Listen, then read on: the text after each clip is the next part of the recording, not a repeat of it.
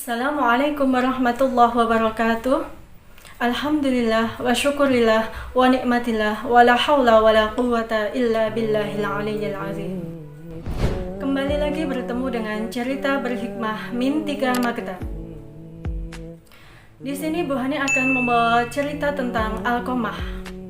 Alqamah adalah salah satu sahabat Rasulullah Shallallahu Alaihi Wasallam.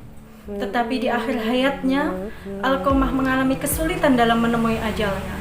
Ia sangat menderita dan keadaannya sangat mengenaskan. Istrinya setiap hari hanya bisa menangis. "Wahai suamiku, kenapa engkau seperti ini? Kenapa engkau seperti ini, wahai suamiku? Apa yang engkau lakukan sehingga kau seperti ini, wahai suamiku?" Kemudian istrinya pergi menemui sahabat Rasulullah Shallallahu Alaihi Wasallam, mengadukan keadaan suaminya. "Sahabat, tolong suami saya, sahabat. Dia sangat kesulitan dalam menemui ajalnya. Bahkan saya berulang kali mentalkin beliau. Beliau tidak bisa mengucapkan la ilaha illallah. Beliau tidak bisa mengucapkan syahadat, sahabat. Tolonglah suami saya." Kemudian ketika sahabat tersebut, Bilal, Su'aib dan Amr menemui Rasulullah Shallallahu Alaihi Wasallam.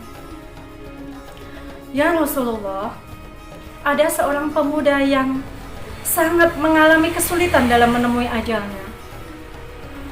Dia adalah Alqamah."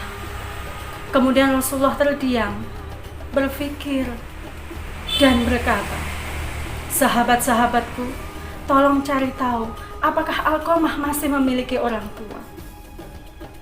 Kemudian ketika sahabat tersebut menjawab, "Masih ya Rasulullah, Alqamah masih memiliki orang tua.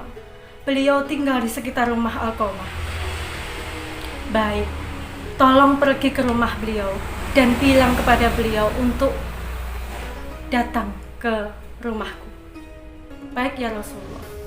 Kemudian ketika sahabat tersebut menemui ibu Alqamah, "Wahai ibu, Rasulullah memanggilmu, tetapi apabila engkau tidak bisa, maka Rasulullah yang akan datang ke sini." Ibu itu langsung menjawab, "Saya yang akan datang, wahai sahabat Rasulullah." Dengan tertatih-tatih, dengan memakai tongkatnya, ibu itu pergi ke rumah Rasulullah Sallallahu Alaihi Wasallam. Sesampainya di rumah beliau, beliau mengucapkan salam, "Assalamualaikum ya Rasulullah." Rasulullah menjawab, "Waalaikumsalam, wahai ibu." Kemudian Rasulullah bertanya kepada ibu tersebut, "Ibu, apakah engkau tahu keadaan anakmu, keadaan putramu, ibu?" "Saya tahu ya Rasulullah."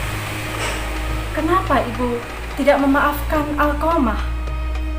"Maaf ya Rasulullah, saya sangat murka, saya sangat benci, bahkan saya sangat kecewa kepada Alqamah."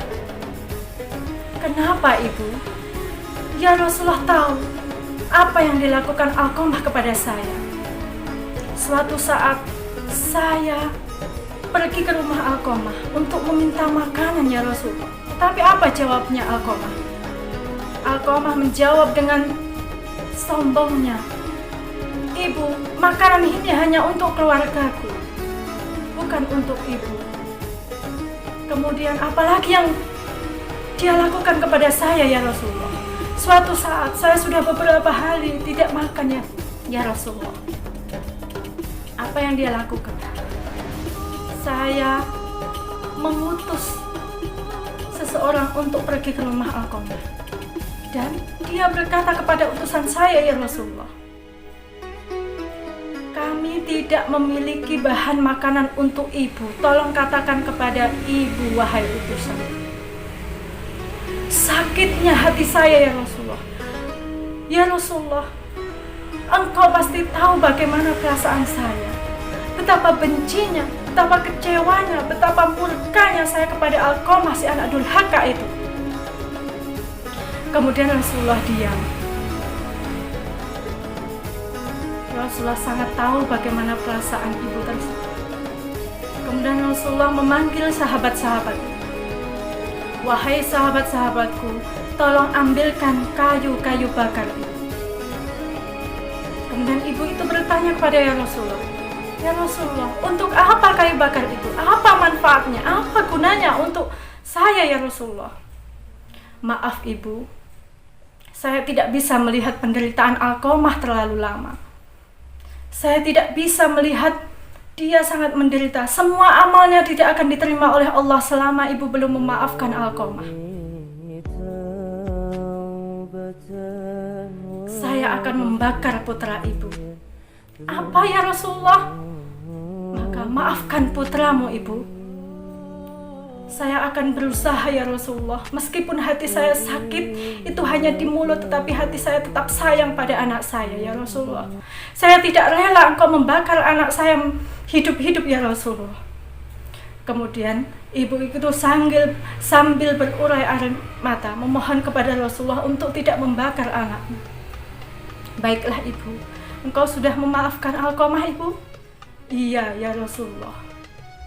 Kemudian Rasulullah memerintahkan ketiga sahabat tersebut untuk pergi ke rumah Alqamah dan melihat keadaan Alqamah. Bagaimana keadaannya? Apakah dia masih sangat menderita? Sesampainya sahabat tersebut di rumah Alqamah, ternyata alhamdulillahirabbil alamin, atas kuasa Allah, Alqamah meninggal dalam keadaan baik berkat orang tua. Demikian cerita berhikmah kali ini. Semoga anak-anakku min 3 Magetan bisa mengambil hikmahnya. Selama orang tua kita masih hidup, maka hormati, sayangi beliau. Ridallahu fi ridal walidaini wa sukhtullahi fi sukhtil walidaini.